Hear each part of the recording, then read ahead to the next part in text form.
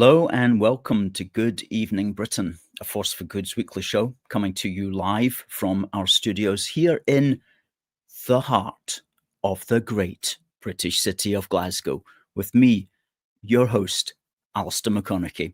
We are broadcasting on all our digital platforms throughout the United Kingdom and across the world. We're bringing you quality pro-UK comment and analysis every Wednesday from 7 p.m. on Facebook, on YouTube, on X, and also on TikTok. Please, folks, do send in your greetings. Please do send in your comments, and please do send in your questions on this rather chilly evening on Wednesday, the 19th of November 2025. As always, we have a packed show for you. At the bottom of the hour, we'll have our good friend of the show, Damien Davies from CheshireCatMusings. He'll be coming in. He is our guest. We'll be speaking to him for 25 minutes. Prior to that, we are going to be examining the big news, as far as we're concerned, of this week, which is the Home Secretary's white paper, Shabana Mahmood's white paper, which was released on Monday, the 17th. It's entitled Restoring Order and Control, a Statement on the Government's Asylum and Returns Policy. And it is really quite big news, I have to say. And of course, we are going to ask, is it the answer to our woes? And we'll give you our considered opinion on it. It's fairly detailed and there's a lot of it, so we won't be able to cover it all tonight, but we're going to look at what we would regard as the main points of it. And folks, it is definitely a step forward. It's definitely a step forward. And we can see that. We can see the pelters that Ms. Mahmood has been taking from people ostensibly on her side, calling her ugly, divisive, evil, cruel, monstrous. All of these words have been used to describe both poor old Shabana and her white paper. And so we're going to be asking what's going on there. Hello to the people who have just come in.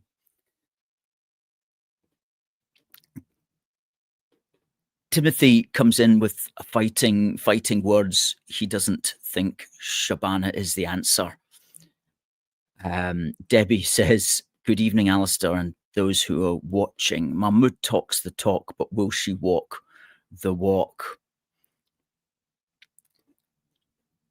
Derek says the SNP has to go along with Mahmood. Well, let's keep Mahmood in until she has managed to get something done. It would be my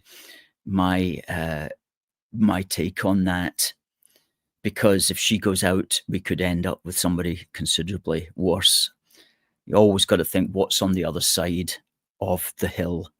In politics, as in life, what is on the other side of the hill? That was the Duke of Wellington's maxim. Always imagine what's coming around there when you get round there. What are you going to face? Is it going to be better? Is it going to be worse?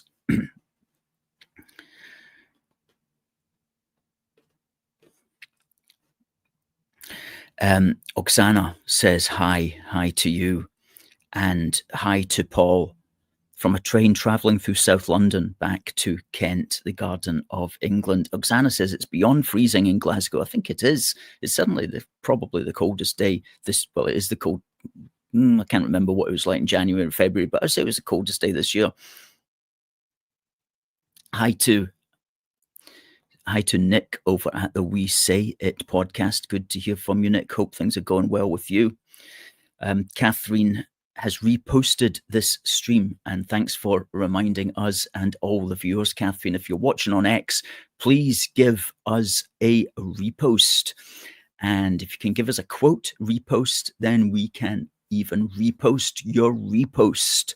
So please do that. Really helps to get the message out on X. We get quite a few viewers on X. If you're on Facebook, give us a like and a share, please. And if you're on YouTube, give us a like, give us a thumbs up, drop a comment. All of that helps. All of that helps.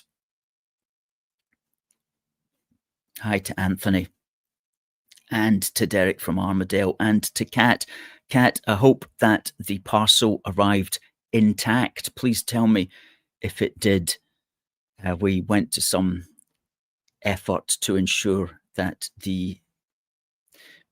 your purchase from our shop would arrive safely. Which just reminds us, folks, if you're looking for Christmas gifts, do check out our shop at aforceforgood.uk/shop-1. Some good ideas on there for Christmas gifts.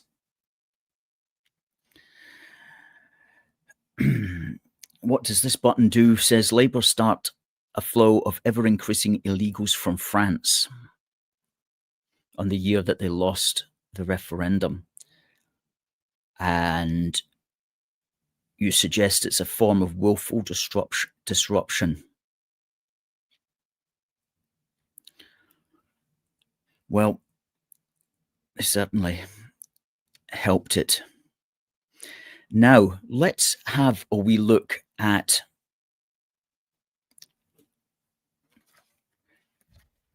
restoring order and control, a statement on the government's asylum and returns policy, the white paper, which it says in here, right? It says in here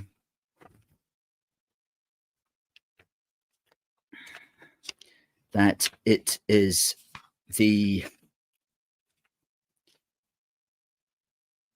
what may be, this is Shabana talking, what may be the most substantial reform to the UK's asylum system in a generation. It transforms the nature of the protection we afford to refugees, ensuring that the UK is no longer an outlier that draws flows of migrants across Europe.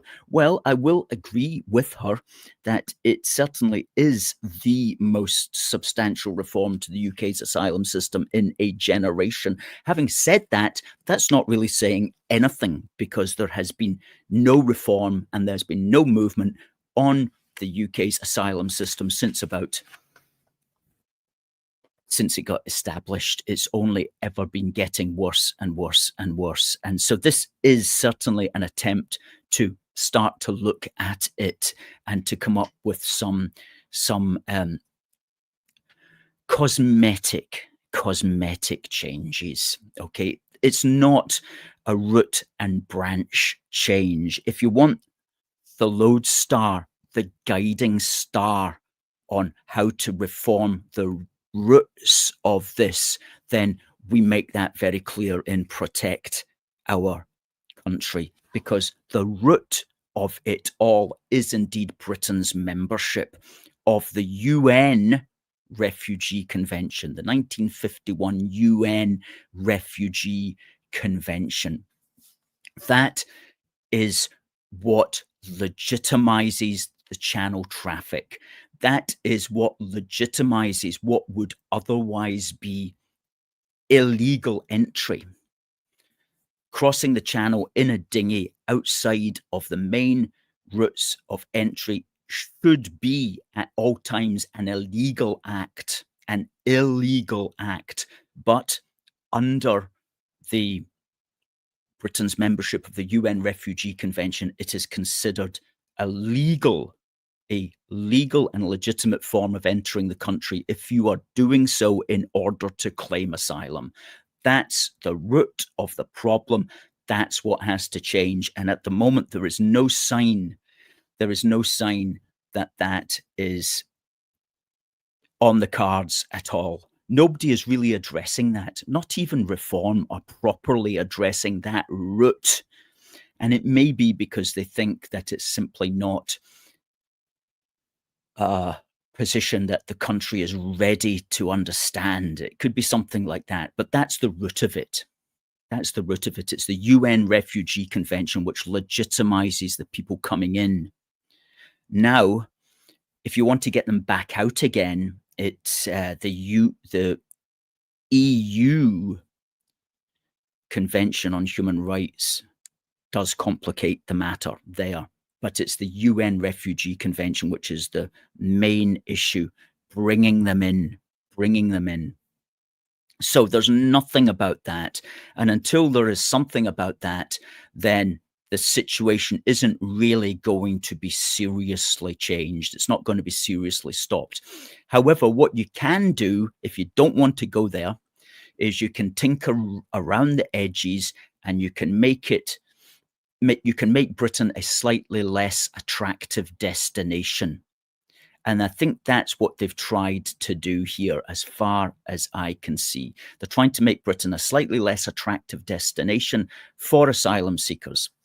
And I think that they will succeed in doing that for a few asylum seekers. They might slightly bring down the traffic as a consequence, but they're not going to stop it by any means.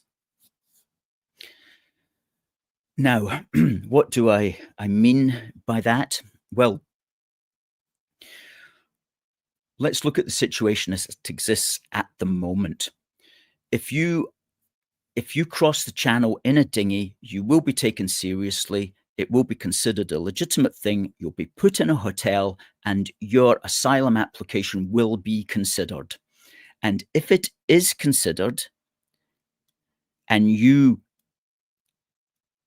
find it to be granted, if it's granted and you are given refugee status, then you've really won the golden ticket. You really have won the golden ticket, because right now, if your asylum application is accepted and you are given refugee status, then that is basically your authority to stay in the United Kingdom for as long as you want. That's the first thing. And indeed, Shabana Mahmood acknowledges that very fact. She says here in forward from the Home Secretary, she says down here, to be granted refugee status in the UK is to essentially receive the ability to live in this country forever. Until very recently, a refugee's family could expect the same. Okay? So she's basically acknowledging, finally acknowledging that the UK refugee system is just another immigration system that will allow you, if you're lucky enough to be granted refugee status, which will enable you to stay here forever. And that has to change. The way it works at the moment is if you're given refugee status, you have to move out of your hotel and you need to find your own accommodation, but you will immediately on being granted refugee status, you will be able to apply and work in any job, in any profession or skill level. If you have no skills, you can apply for any benefits that you need. You can access all social security benefits, including universal credit, disability benefits, pension credit, access to social housing, housing benefits, full access to the NHS without having to pay any kind of surcharge, which other legal immigrants have to pay. And they'll be eligible for student loans and student grants. And right now, you'll also be able to bring in your family members, such as a spouse and children under 18. And all of these things will immediately be granted to you right now, the moment you are given refugee status. So you could be off a boat into a hotel 6 months later, you get refugee status and you get all of that. And all of that is even more than you would get if you're a legal immigrant on work or study or family visas. So a refugee actually has access to far more benefits and more work opportunities than a legal immigrant who's come in on a specific visa, which enables them only to do what is within the bounds of the work visa, and which also requires them to pay an NHS surcharge and so on. So we're actually at the situation where you'll get full access to the benefit system quicker as a refugee than you will as a legal immigrant. So it's, as I say, you've won the golden ticket and you can stay here forever if you want. Now, if you want to lock in your presence in the country, then after 5 years of milling around, you can apply for what's called indefinite leave to remain. Now, you don't have to do that, but say if you want to become a British citizen, then that will be the first step that you'll have to make. So after 5 years, you can apply for indefinite leave to remain. You'll get it. Certainly you'll get it. And then a year later, you can become a British citizen. Now, becoming a British citizen won't actually give you very much more than you've already got, but it will give you a passport and it will give you the right to call yourself legally on paper British. Now, Mahmood is suggesting that this all must change, and this is the most radical of her suggestions. She says here, currently refugees in the UK receive a 5-year initial period of leave. Well, yeah, that's prior to them locking in, as it were, under their indefinite leave to remain application. In the future, this will be reduced significantly. Refugees will instead receive 30 months of temporary leave to remain, which can only be renewed if they are still considered in need of protection. Now, this is a massive change, folks. That's a massive change. Right now, you get refugee status. You're here forever. You're here for as long as you want. But under her system, your status is going to be reviewed every 30 months, every 2.5 years. And she says, where protection is no longer needed, the person will become liable for removal from the UK.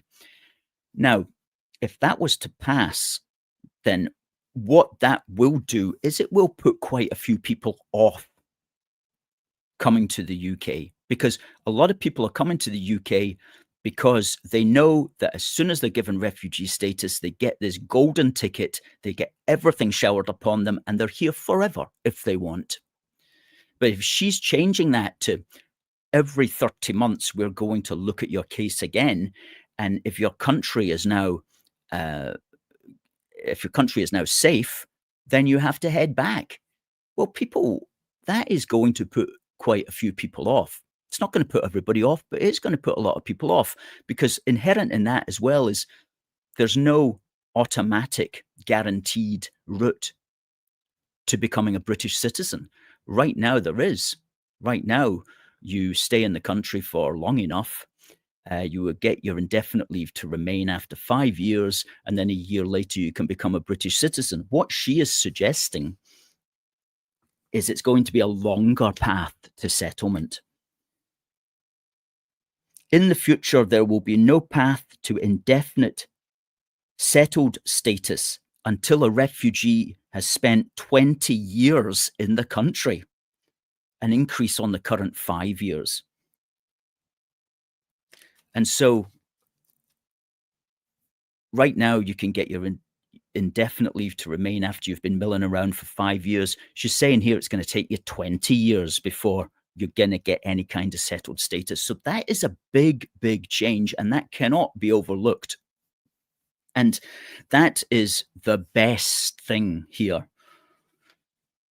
What is the best thing. This is the best thing here. Definitely the shortened leave to remain. Now, will this actually happen? Remember, this is what's called a white paper. This is her suggestions.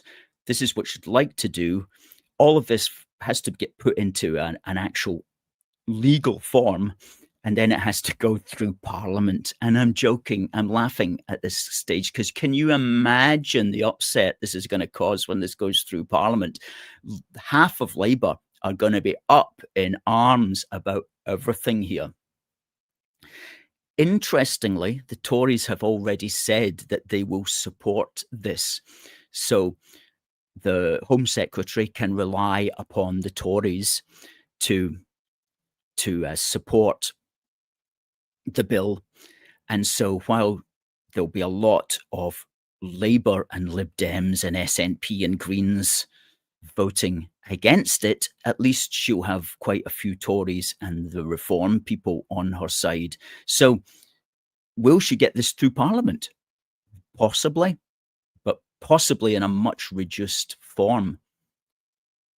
However, the good thing is that she's getting everybody talking about it now. She's got this debate started. And from this debate, we can take it on to other things. She's normalizing this debate. Let's see what a few of you folks consider.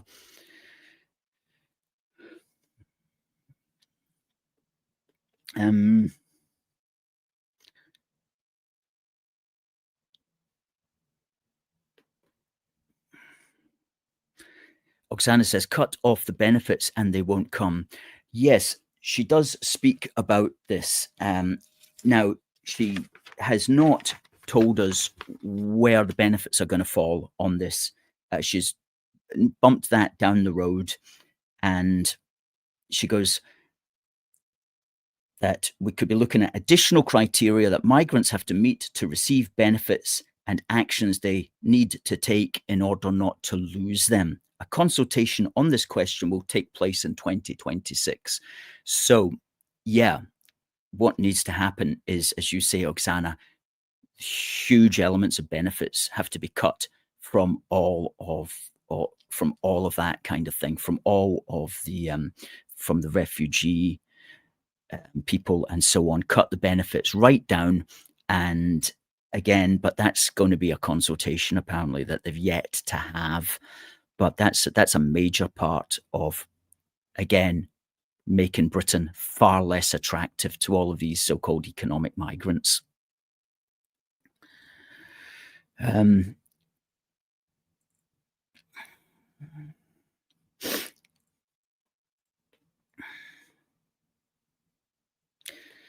Okay, now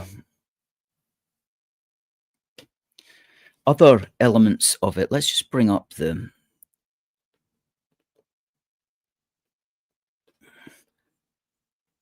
let's go ahead back here to the appendix. This can be downloaded. We'll fire out the link for this in the Facebook and in the Twitter pages. This is the PDF.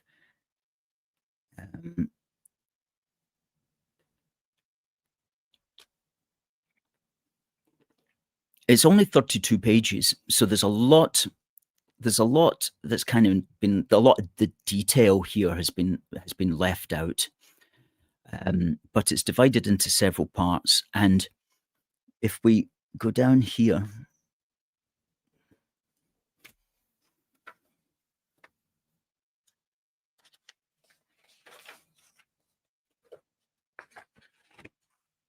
reducing arrivals,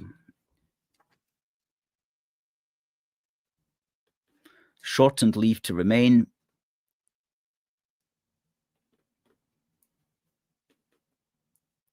and much longer path to settlement. That's the biggies. And no automatic family reunion, because if you're a refugee right now, you can bring in your family straight away as soon as you get refugee status. And that's looks like it's going to change as well. But these are big ones. And reduced right to public funds, as we say, that's something that it says there a consultation is planned for 2026.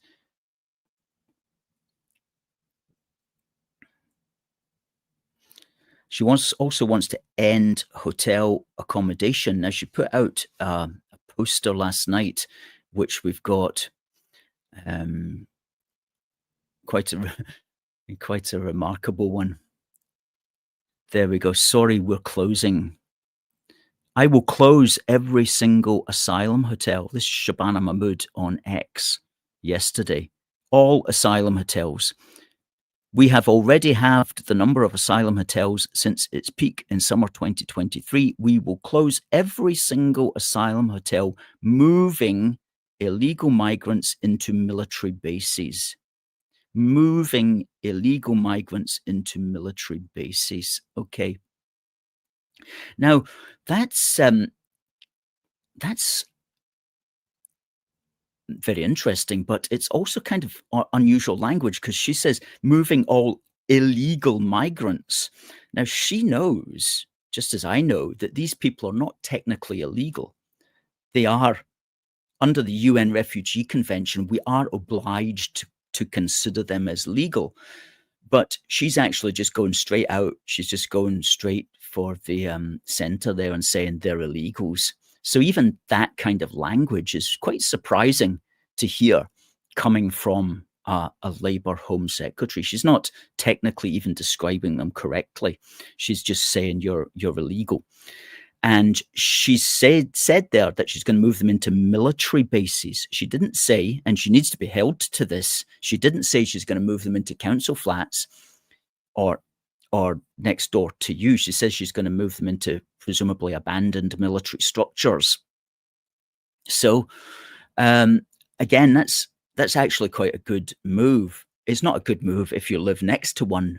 If you live next to an abandoned military structure, of course, you're not going to be happy about that, but at least it is a step down from the hotel accommodation. And again, that might be something that might put off arrivals from coming if they know they're not going to get so well treated. As I say, these are cosmetic changes. They're not getting to the nub of the issue. They're not getting to the root of the issue, which is Britain's membership of the UN Refugee Convention, which legalises illegal behaviour.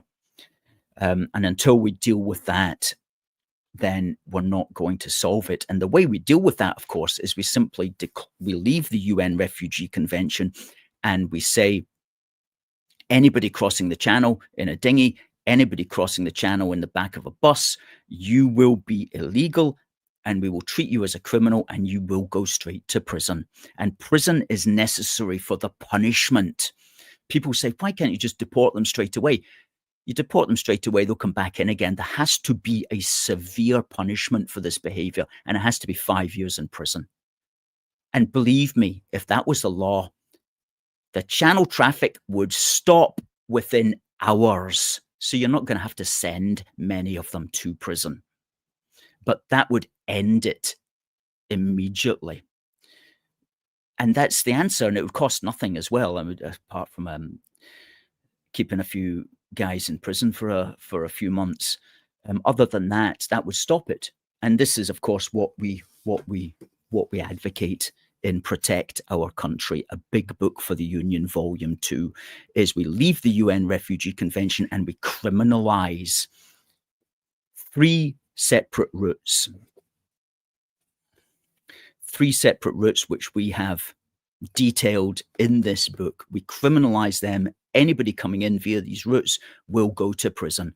And that will end the traffic. It will end the traffic. Mark my words.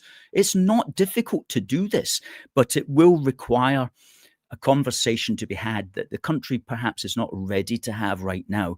But I can definitely see us moving in that direction. We're moving towards that conversation, and that conversation is coming, and that answer is coming. Mark my words. Will it be in time before the entire country is swamped?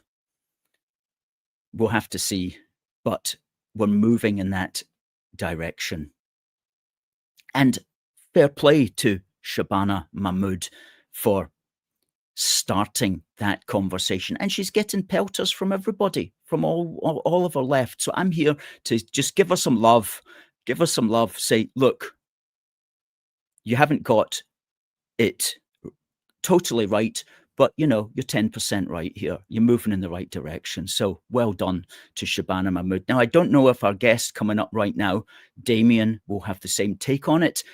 Be interested to hear, and also interested to hear what your thoughts are as well. Now, folks, on TikTok, you won't see this because you'll need to go to youtube.com/UK A Force for Good to see our interview with Damien in the next half hour.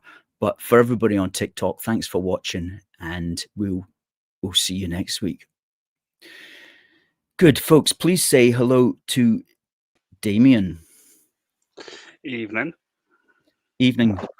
Damien of CheshireCatMusings down there on the Mersey. Is it as cold down there as it is up here in Glasgow? we're about 3 degrees currently. I've got the ice warning on my car, and we've got snow warnings, so we'll see how we go over the next few days. How cold are you up in Glasgow? We only speak English up here, so it's 32 degrees Fahrenheit. According to my computer, I couldn't tell you what that is in centigrade. Oh no, my mistake. It's gone down to 1 degrees now, so it's perfect snow weather. Right, absolutely. Well, snow is actually forecast, I think, for the country. I noticed you've got a Back to the Future poster up there. Mm-hmm. What's your favourite Back to the Future film? The first one's my favourite. Yeah. It's one of my top 10 movies of all time. You can't go wrong with Steven Spielberg and Robert Zemeckis, and it's the Jaws formula. It's a perfect movie from start to finish. There's not a single second wasted. Not a single moment is unaccounted for. You couldn't chop a second off that movie. I agree. It was a remarkable film that year. I can't remember what year. Was it in 1988? 85. 85. That's right. Because I was in America at the time with the British University's North American Club, and we got jobs on camps over there during the summer, and we went into Pittsfield, Massachusetts, to watch that. A group of us, and I was aware that, gosh, that's a very clever film. Of the sort you don't see, and you don't really see much now either. It was just a clever idea, and well, not just that, it's all very layered. Like they set up the clock tower early on. They set up everything about it. Like even in the opening scene when Marty's in Doc's house, there's a news report about the terrorists having the stealing plutonium. And then later in the movie, you find out that the Docs ripped the terrorists off and stolen their plutonium. Hi, Catherine. So it's pretty watertight, that script. Yes, absolutely. No, it's a good film. It's a good film. And before we get into what we're going to be talking about, I just want to give a shout out to D-Tube here, who has sent a £5 super chat. Thank you very much, D-Tube. And he says, watch Barrister Barrett's video. That's Stephen Barrett, I think is his name. I think it's the hang on, you've got the black belt barrister, and you've got Stephen Barrett as well, who's usually on GB News. He's the lawyer with the long hair. I don't know if you've seen him or not. Oh yeah, I know who he is. And D-Tube's saying that Stephen Barrett's video about Shabana Mahmood's plans says it changes nothing. Well, that might be what Barrett says, but as I always say in politics, everything will change something. I don't always say that, actually. I just made that up right now. In politics, everything will change something. Put that down in my autobiography, please. My well, biography. in my view, it's very much they're just changing the phrasing and the wording. If they can get a headline out, hello, hello. If they can get out a headline that says we've shut down the hotels and we've shut down the illegal dinghies coming over from France, and they transfer those illegals to safe and legal routes, instead of putting them into hotels, they put them in the military barracks. I'm sure you've got one up in the Highlands, if I'm remembering that correctly. I think it's Cameron Barracks up in near Inverness. Is that right? Absolutely. In fact, there was a demonstration against that in Inverness at the weekend on Saturday, and I think we've got a picture of that we'll just quickly fire up. Somebody there at the front with asylum frauds out, another poster in the middle, and another poster saying invasion emergency, and it says protests erupt against veterans eviction to make way for refugees. So this is in reference to the Cameron Barracks, which are going to be housing up to, well, at least up to 300 anyway, if not more. But what gets me, right, what gets me, say you've got 600 at one down south, I think it's down Dover way, and you've got 300 up in Inverness in the Highlands. That barely touches the size, that's under 1,000. That's a day's intake on a good day. That comes over. I mean, what we're going to do with that, we're meant to applaud this. Is this meant to be some sort of big win? And then you've also got the Green Party. They are saying not in my backyard. But I seen something on X a few days ago about one of your Lib Dum Hollywood members. He was on TV saying he was objecting to the migrants being put into Cameron Barracks. And it's what I was saying, I think I was saying it on your podcast a couple of months ago, whereas you'll find that the NIMBY is not in my backyard types will become very, very UKIP-y, very, very reformy, as soon as they're facing the problem that we've been facing in the north, in the major cities, with illegal migrants coming over. And it's not just illegal migrants, that's about 3 or 4% of the total immigration figure. It's just the obvious thing you can point at, and you can say, look at the boats. Hi, Debbie. You can look at the boats and say, look, we need to stop that. All right, it's a very obvious sign. But you can look at the numbers coming over, and it's just utterly ridiculous, whatever which way you cut it. Yeah, I don't see how, like Shabana Mahmood there says she's going to close down all the hotels. Well, I don't quite see how that's even possible with these numbers that are coming in. And what you have to do is you have to stop the boats coming in. What she's doing is tinkering around the edges. And you just mentioned there as well about the danger of her saying that she wanted to set up safe and legal routes in, and I know why she's done that. She's done that in order to throw a bone to the Labour left, to the Labour left, the open borders enthusiasts, who will always say, what we need is safe and legal routes into the country. So she said, okay, then here in the last 2 pages of this document, I've spoken about safe and legal routes, and they've completely ignored that. It's like they don't want to know. They have given her no credit whatsoever for any of that. Instead, they've just preferred to blanket attack everything that she's done. So in other words, they have revealed themselves, because their calls for safe and legal routes for such people is clearly just rhetoric, which is intended to hide their true belief, which is that people like you and I and our viewers are not entitled to even have a country in the first place, and that having the audacity to think that we should have border control is just not legitimate.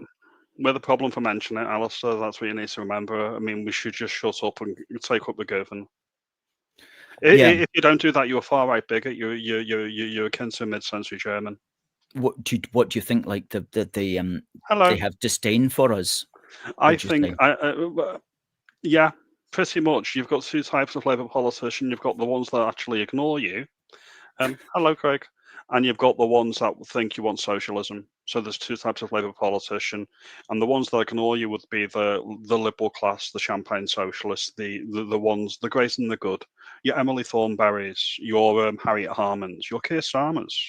These are the people that will class the entire working class as far-right bigots and thugs.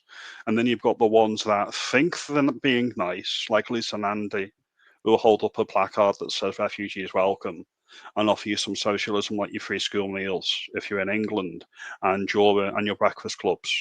When people, from what I understand of working class, being a working class man myself, is we don't want handouts, we want the opportunity to make our own money. Yeah, absolutely. Yes, there does seem to be a kind of sneering, I think, among some people against the interests of the wider British public, working class or otherwise. We're all getting it in the neck, no question about that. Yeah. Me personally, I don't think that these reforms are going to make much difference, if any difference. It's literally if you've got a spreadsheet that says illegal migrants and legal migrants, they're literally moving them from the illegal category into the legal category. When they say they're reducing hotel numbers, what they don't actually tell you is the hotel numbers may be coming down.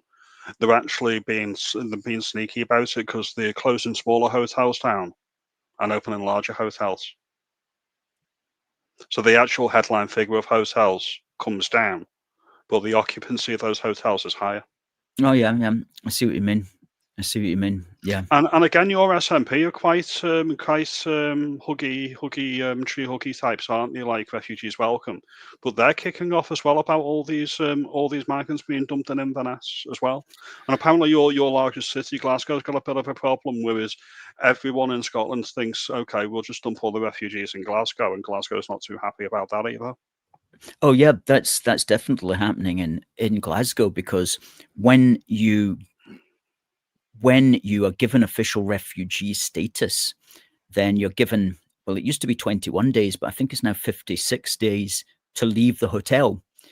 And so, you can't really speak English, you don't know anybody, you've got no skills, you've got no qualifications, and you're expected just to get a job and a house in wider society. So of course a lot of these people just present as homeless, and they turn up outside Glasgow City Council's front door, and Glasgow City Council, thanks to the SNP, have a legal obligation to house these people. And of course, and these people rise to the top of that housing list. The priority list. Yeah, the priority list, because they literally do not have a roof over their heads. But if you're somebody who's been on the housing list for a while, but you've been living with your parents, or you've been living with friends, or you've been in a flat that's had a lot of living with lots of people in a flat or something, you've at least got a roof over your head, so you are not a priority. And so long as we have open door asylum, so long as that is allowed, then we will always have the refugees going automatically to the top of the housing lists throughout Scotland. And the idiotic councillors don't point that out. They'll say, well, homeless is homeless, basically. They'll just use that expression. Yeah, we're just dealing with homeless people. Yeah, but the issue I've got with that is the comparing the indigenous UK British citizen like for like with somebody who arrived from France yesterday, and that's my biggest issue, because that strips the United Kingdom, that strips Britain of any sense of nationhood. Mm-hmm, mm-hmm. Oh, absolutely. It's a terrible thing. I mean, me personally, my biggest issue with the asylum atrocity, the way that it's being abused by everybody at the moment, is when Shabana Mahmood came out earlier this week, she didn't actually make any attempt to say, right, we're going to leave the ECHR, we're going to disapply the ECHR in certain circumstances, we're going to have a conversation about leaving the Refugee Convention 1951. or redefining the terms of the agreement that we've signed into. Because any treaty that the UK is party to, surely, if it's not in Britain's interest, i.e. the voters don't want it anymore, then that means it's not in the national interest. I seen a comment from a Labour politician saying, well, their job's essentially to pacify their voter base, tell them things that they want to hear, not actually follow through or deliver or anything. Just let them know, oh, we understand, we're going to get on top of it.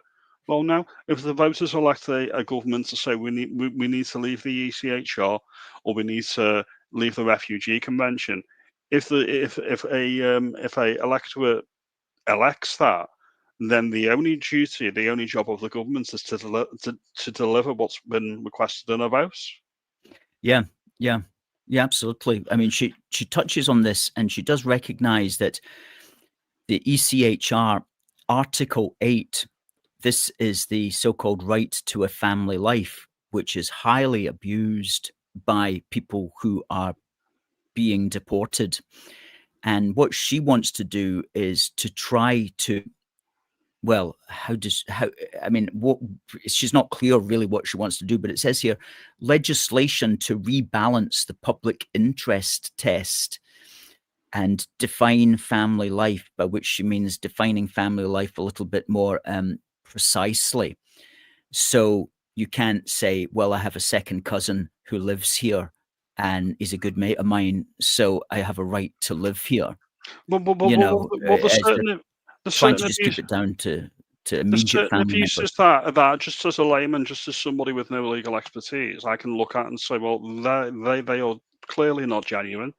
When you get, I don't know, a family of 8 coming over from Pakistan on a study visa or a visitor's visa to visit family, and then when the visa expires, oh, I'm claiming asylum, that should be refused outright. Yeah. Clearly that is not genuine. Clearly that is them taking the mic. And you can say that, and without even looking at the case, you can see that, you can say that's exactly what they're playing at. And it's the same when you get the overstayers on the student visas and they pull the same card. It is exactly the same thing. If you are claiming asylum legitimately, the first thing you would do when you touch down in an airport, when you get to security, is you would be claiming asylum there and then. You don't wait for your right to stay to expire and then claim asylum. That would make no sense. Yeah. I mean, she says here, other barriers to removal. She wants swift removal of unmeritorious claims, which will be dealt with in a single interview refusal for a manifestly safe country claim. Well, I question the wisdom of somebody that says that she's a Muslim first, she's a proud daughter of Kashmir. I would say she's got divided loyalties. I don't have another country to go to. United Kingdom, Britain is my country. If it goes wrong here and it goes tits up, pardon the language, I don't have another country to go to. This is my home. This is the problem that we've got here, the native British people. Whereas if Shabana Mahmood, if it goes wrong for her, well, because of her ancestry, she could go back to Pakistan. I'm not saying that she's not entitled to live in Britain. Not yes, that's not my line. My line is there's clearly divided loyalties when she could come out and say in one breath she's English, in the next breath she's British, in the next breath she's being a Muslim is central to her being and it forms every decision in her life, and then go on to say she's a proud daughter of Kashmir. Well, which is it?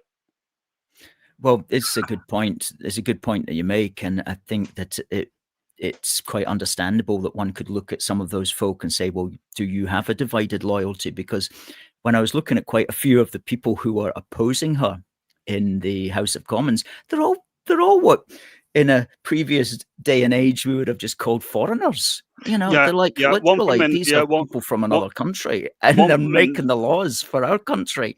So that's where we are. That's where we are. That's what we're stuck with. Thanks to multiculturalism, but goodness me. One from India, one from Pakistan, one from Bangladesh, if memory serves, and they were all debating like in a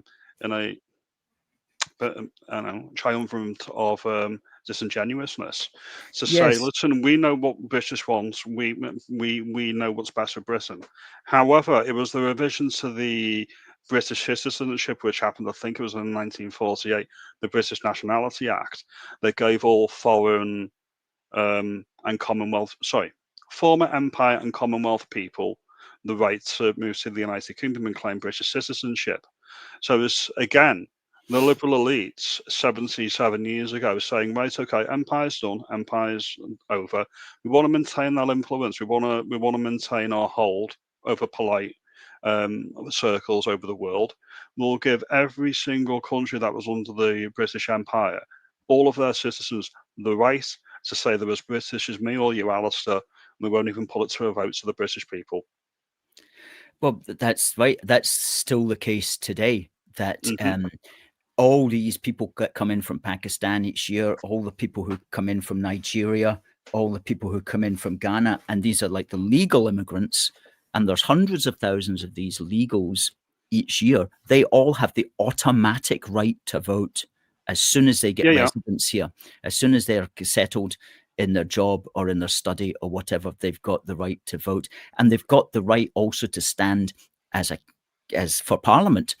And something that I discovered when I was writing Protect Our Country, because we have a whole chapter on this, is that you don't have to even be a British citizen to be an MP. You can be just a Nigerian citizen, a citizen of some Commonwealth country. You don't actually have to be a British citizen to be an MP.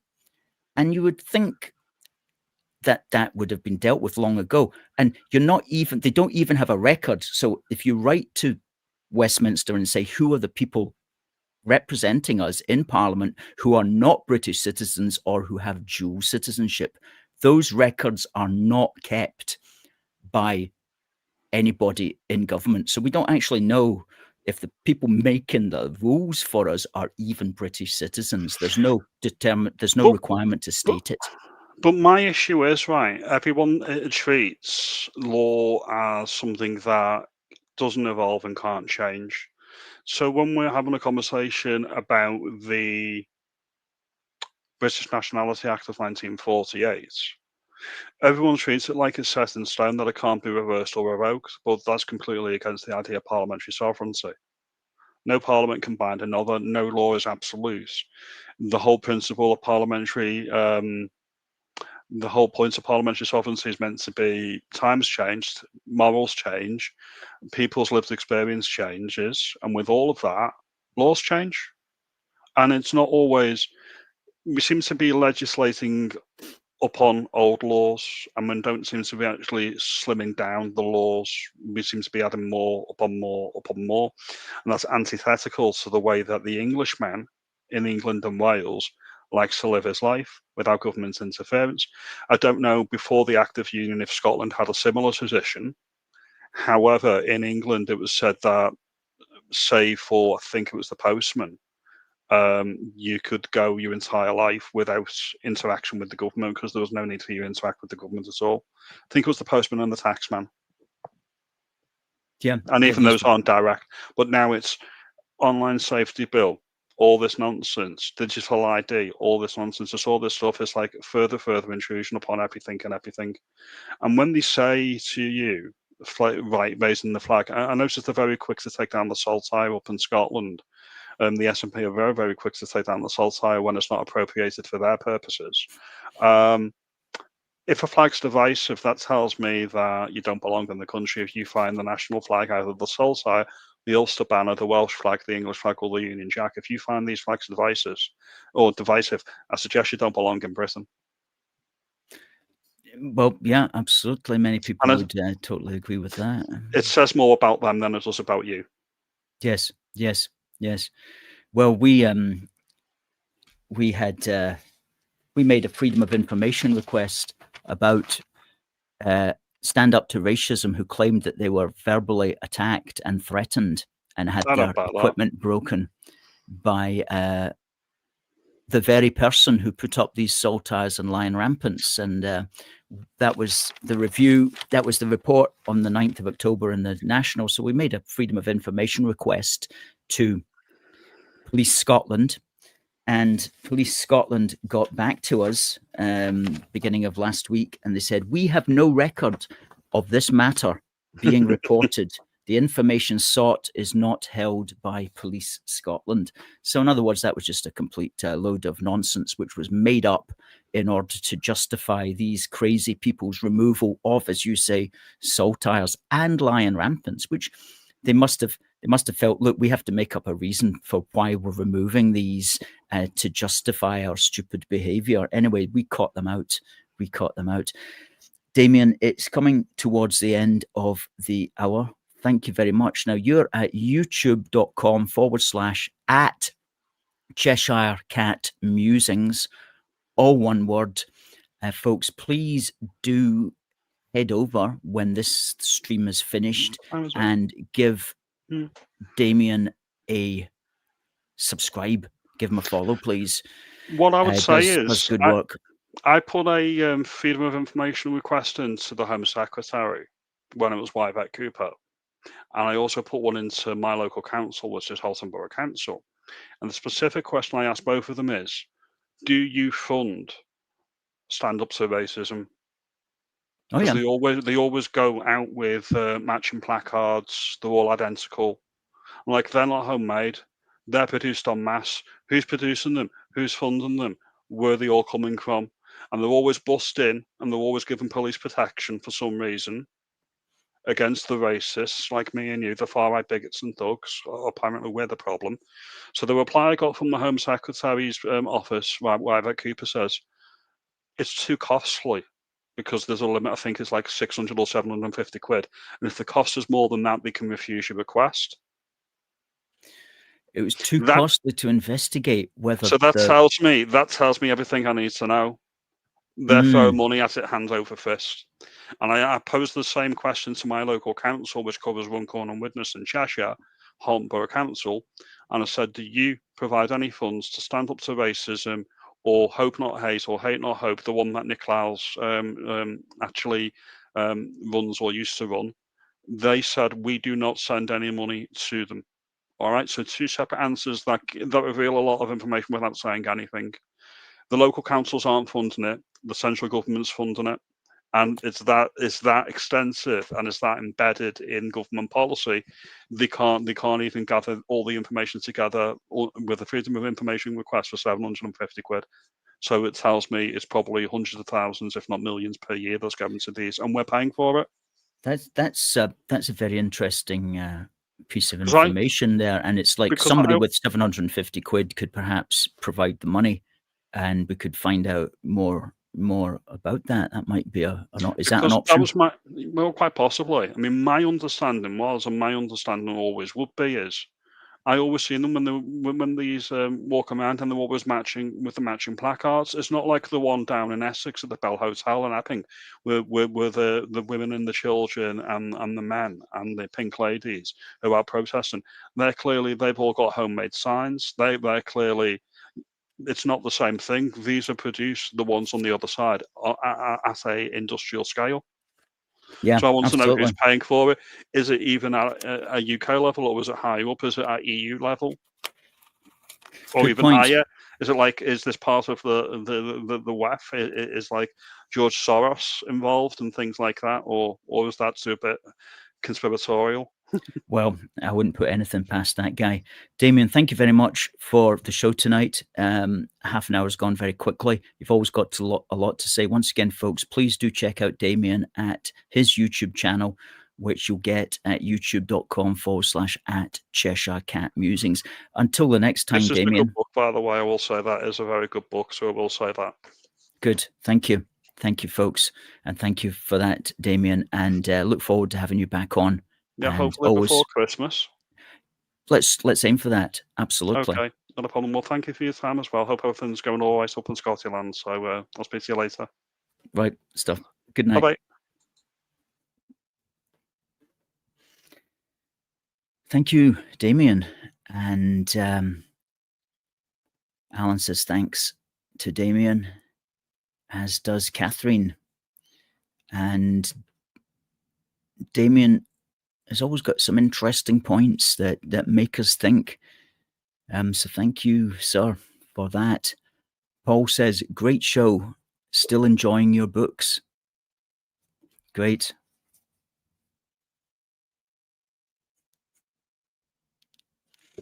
all you need to do, folks, if you want this, which is the true message, the message that Shabina Mahmood needs to move towards and embrace fully and completely and totally in its entirety, can be found in Protect Our Country. This is how you get to the real root and branch changes. And as we said in our show, at least she's moving the discussion in the right direction. And we know that because of all the hate that she's getting from the people who are meant to be on her side. They're all hating on her big style. So if they're hating on her big style, there must be one or two things in there that she's saying that are moving the debate in a direction that they don't want it to go, moving the debate in this direction.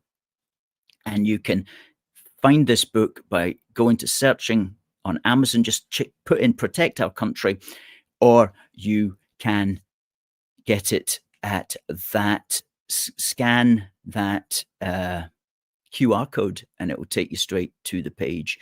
But let's get this. And if you're not going to read it, at least get a copy and send it to a politician that you think might be interested, because this is the real deal, folks. Protect Our Country. Policies to stop mass immigration.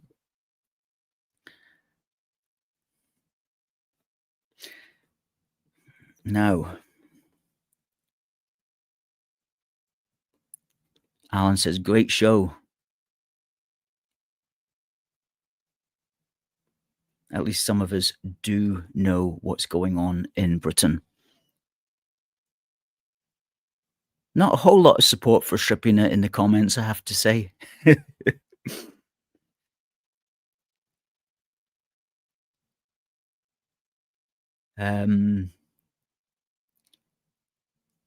Anyway, we take a much more nuanced view on those things, and we work from the position that words in the beginning was the word. Without the word, then nothing can happen. So if somebody's at least saying the words which sound quite good and which can move things in the direction of other words, then that's what we want. And so we'll see how it all goes. We'll have much more to say about this when we've studied the proposals in depth. And folks, you know that in 2026, they're going to be talking about it all the time and so on. So there'll be a lot to say. And what we can say is that we, all of us who believe these things, will have more opportunities to get our point over. And the situation in society will be much more amenable to our kind of points of view. Because cast your mind back to the 90s, early 2000s, you couldn't even say that you wanted immigration to stop. You would be absolutely socially ostracized. Now we've moved significantly to the point where you've got a Home Secretary who is at least moving things in the right direction. So we'll see how all of that goes in the great